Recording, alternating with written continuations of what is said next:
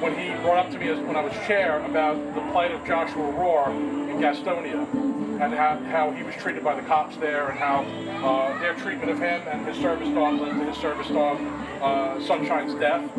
And Mike and I mean, shoulder to shoulder out there with Joshua. And the first night that I went with Mike, because he wanted to speak at the city council meeting in Gastonia, it turned out in the row we were sitting in, there was an African-American gentleman that sat down next to us that turned out to be Pastor Moses Colbert, who has the Faith, Hope, and Love Ministries in Gastonia. And he had his own issues with the city of Gastonia because he's out there trying to help the homeless folks. And the city, I mean, dude, it's over a year and how long now? It's like a year and a half, and it just seems like since I've known him, they've done nothing but work against him to try to help the homeless folks out there. They've actually created a position in government, no kidding, right, to grab some budget money in a homeless liaison. And with that, of course, there's budget that goes with it. I'm sure that the people of Gaston County and Gastonia are happy about that. Their taxes probably went up to support that. Mike, you can correct me if I'm wrong, but didn't they buy like some seedy motel to use or something and it's still not being used? No, so it was actually worse than that. They got about $14 million in COVID money during that wealth transfer.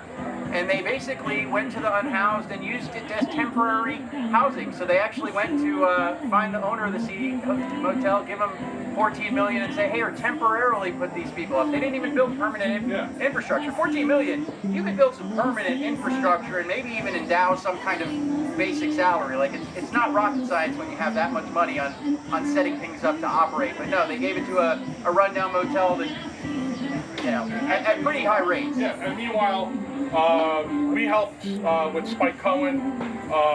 One of the gentlemen in the Republican Liberty Caucus had gotten a donation of a couple of trailers for free, so that Moses could use one of them for housing and one of them as like an education center, like addiction counseling and like education, helping get jobs and stuff, and they have access to a computer. And of course now what happens, the city of Gastonia is gone, and they like back hit him with all sorts of fines in the amount of about $60,000. It's probably more than that now.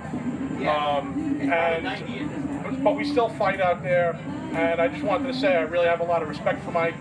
Not only do I consider him a friend, but a lot of respect as a libertarian, because he's actually putting boots on the ground and actually out there doing the work. So, Mike, of course, I hope the best for your campaign. So, thank you. We finally got a little bit of accountability. Goodell is gone. Yes.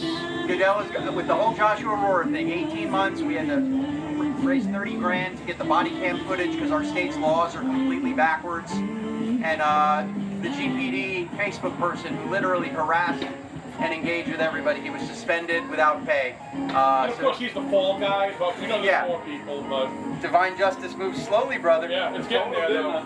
You told him, but it does move. It does. It's getting there, but there's still work to be done. Yes.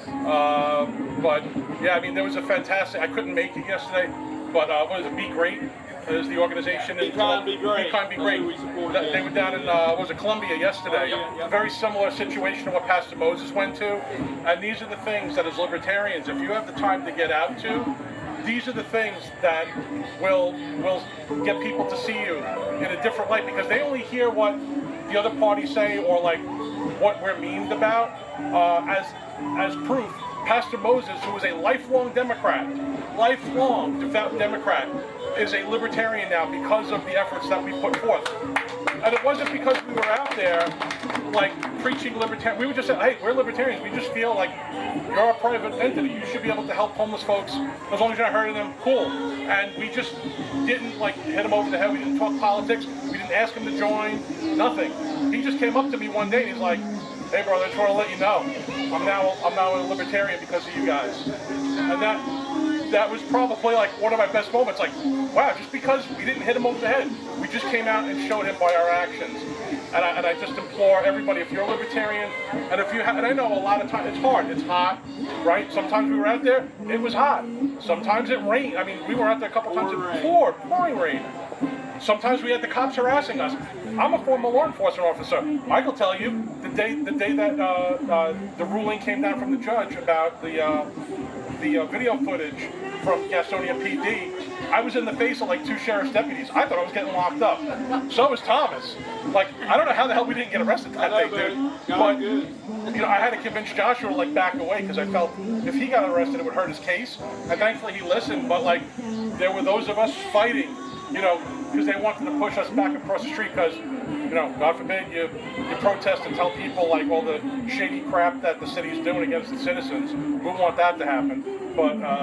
But yeah, like I said, I got a lot of respect for Mike, and I hope the best for your campaign. And you know, you got my vote, but I love Shannon too. Shannon's a great guy, and like Chase said, you should definitely ask questions of your candidates. They're gonna have you guys are gonna be primarying and stuff like that. And I definitely encourage everybody to reach out. I know Mike's got a website. I know Shannon's got a website. Hit the contact button if you got questions.